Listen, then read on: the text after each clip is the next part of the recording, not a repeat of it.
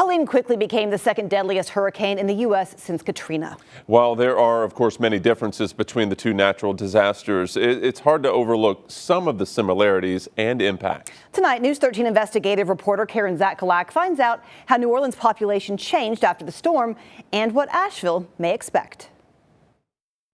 In the days following Helene, as images began to spread, the storm became known to some as the Katrina of the mountains. The hurricane that slammed New Orleans on August 23rd of 2005 was, of course, far worse. Nearly 1,400 people died from Katrina compared to just over 200 in Helene. More than 1 million buildings and homes were lost in New Orleans. Here, that number is in the thousands. But the scenes now feel familiar to those in western North Carolina.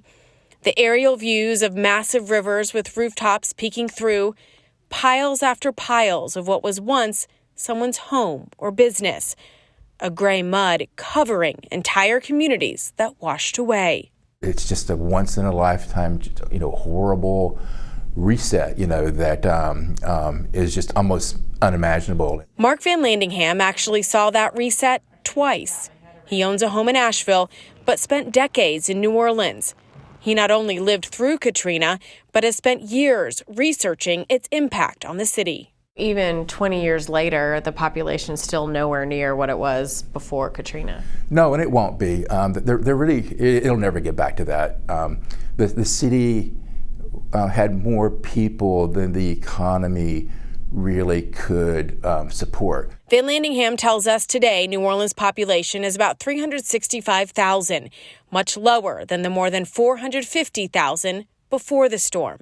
Knows exactly how many of the evacuees will return to the Gulf Coast in New Orleans. He explains that with 80% of the city underwater, almost everyone was evacuated. Many bused to Atlanta and Houston, saying minorities, those with kids, and those with lower incomes were less likely to return. The city was, I think, maybe about 2/3 African American before Katrina. Blacks were disproportionately unlikely to come back.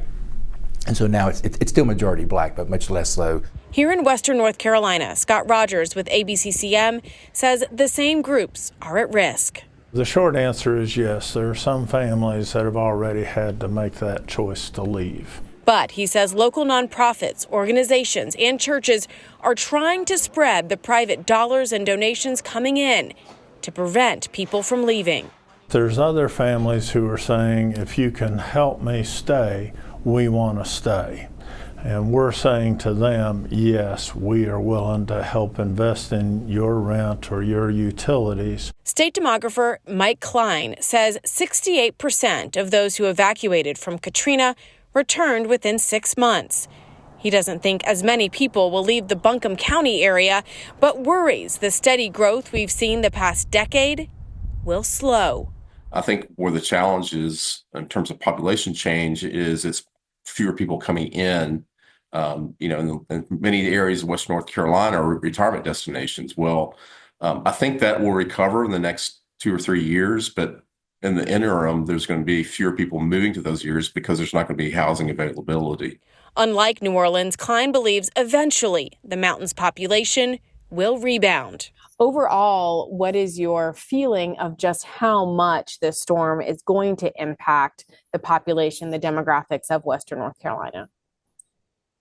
I think overall, in the long term, I think there will be some recovery back, return back to the normal, so to speak. I think the impact is just going to be an immediate impact on the population change. It's a hope shared by many that regardless of the numbers, the essence of the communities here, just like New Orleans, will stay alive. The lifestyle and the culture and the familiarity, of both the place and the people who were there, is a really strong source of glue that kept people there.